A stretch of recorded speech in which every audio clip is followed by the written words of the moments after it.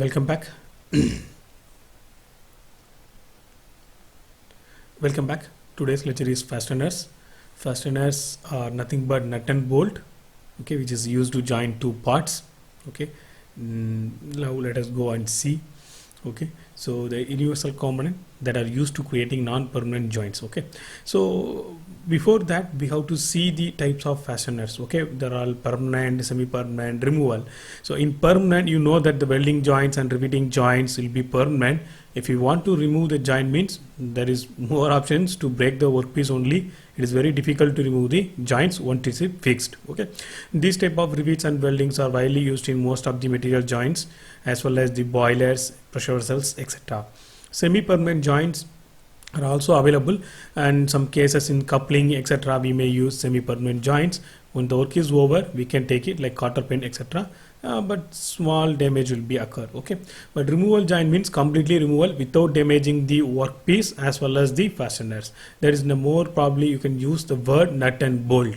Okay, each fasteners have their own applications. Okay, permanent means, suppose if the body buildings like vehicles, aerospace, we need permanent joints. Okay, so that type of joints may be produced by welding and riveting. But for the case of motors, squirrel cage motors and our pumps, etc., we need a removal nut and bolt, because sometimes if any repairs are coming, we can open it and we can see the repairing work or service, then we can put the case, we can make the tights. Okay, so each of them have their own place.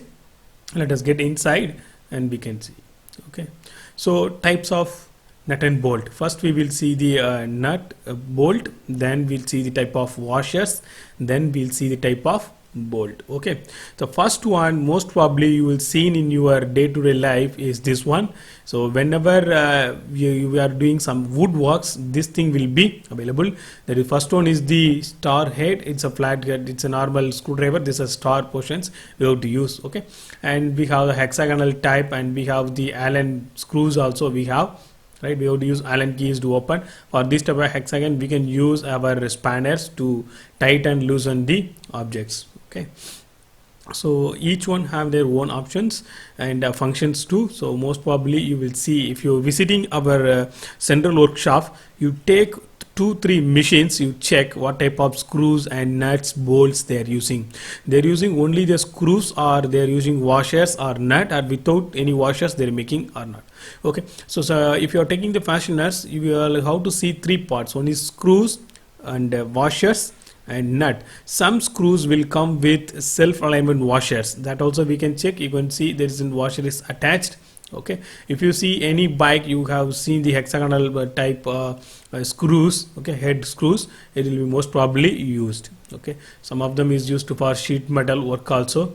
And screws, you can see their threading types are different for different materials. Okay, this one is self drilling SMS, let's say the self drilling material, which can easily propagate when you are putting on the object and start giving the forces over it by using the screws or spanners. It will propagate and go. Because of that only it was designed like this, the tail. Okay, and some of them is this one, and shockhead screws, it's Allen headed, as I told. Okay, this type of screws are widely used in the machinery components. Okay, so very well useful one. When you want to open it, you have to use the Allen key to put it over here, and we can take it. There is different type of Allen key numbers are available, as like a normal what is it, spanners, you have to use it. And most probably for screening and other purpose in your home, you are using this 8 bolts and 8 legs. Okay, so it's an object inside that we can put on small thread or wire, so that we can hang our curtains, etc., screens, etc. Okay, so screws are always using the J bolt, U bolt are used to make the heavy duty objects. Like if you see the shedder or you see the hoses inside the NIT Patna, they are made by the steel sheets as well as the asbestos sheet, where they want to make it with the cylindrical rods. They're using these type of J bolts and U bolts to hold it tightly. So this will be very helpful for that one. Okay, so elevated bolts, these flat headers are used in the railway engines, locomotives, etc. and type of head styles, and the flat, oval, and we have hexagon with washers, as I told, self-sorted. Okay, slotted hex washer is a slot is available, and we can see the cross section also how it looks like. Okay, so button screws and socket cap, etc. So very small options are available in the fasteners. You can use those things. Second one is the washer. So washer is the most important type, because if the hole is somewhat big, if you have the smaller size of nut and bolt, washer will save you a lot. Yes. And secondary, if they are having any stresses, it may be distribute the stresses. Okay, because their area was a little bit big when compared to the nut and bolt, so they can distribute the stress. Okay, in between, if there are any allowances needed, you can choose different type of washers, so that nut and bolt will easily fit, as I told before. So we have different type of washers are available. Washers may be in metallic material as well as non-metallic material. Sometimes I can see plastic as well as rubber, that also available. And you can see some different external tooth lock. See, so some exact location, if you want to place, we may have this type of projection outside, so that we can place this one, it will mate on the hole, then we can put the nut and bolt to join. And this is internal tooth lock. If the nut if the bolt having the projection like this, it will exactly sit with this washer, then we have to put the bolt and nut, and we have to tighten it. Okay, square type of washer also available, as you see in your small components. It will be very helpful. And this type of split lock is most probably we are using while removing the nut and bolt. Sometime we can remove this split lock, and we can easily remove the nut and bolt. Most probably, if you seen the scissors for heavy duty, we may have this type of split blockers over there. Okay, so nut types, different type of nuts are available depending upon the shape and size, because it's hexagonal. As I told last time, we have the internal external gears. You can see lock tooth. So mating with that only we have mated. And slotted and castings are heavy rigid structures only we are going to use, such a way it should not move further. Okay, squares are available. It's very difficult to remove when you are using normal spanner. You have to go for specially designed spanners. And you can see the flange nut with the inbuilt washer also available. Okay, and these are also small cabs nut, so that no one can open it again.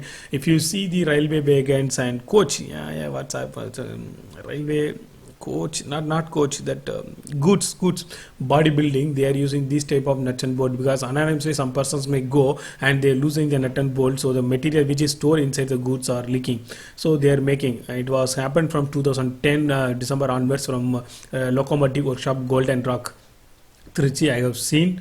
Okay, and most probably this one, yeah, this type of attempts also they have made, this type of screws also they have made it for joining the locomotives. Okay, and after that also they have made some other thing, and they have gone for patent for that one, because they make initially they made the screws, later they gone for repeating operations, such a way it will lock forever. Okay, so what are the fasteners materials? So fasteners materials, we have steel material most probably, and mild steel, cast irons, and alloy steel, stainless steel, etc. We are using some for high temperature applications. We are going for inconel plus stainless steel, and titanium also used for some special purposes. Okay, aluminum also used for weight loads, light loads, light applications, but we can go for plastics, rubbers, etc. also, depending upon the source. Okay, so fasteners may be having some coatings, because it should not corrode. Thing is, you know very well about galvanic corrosion, so you should aware of that one also.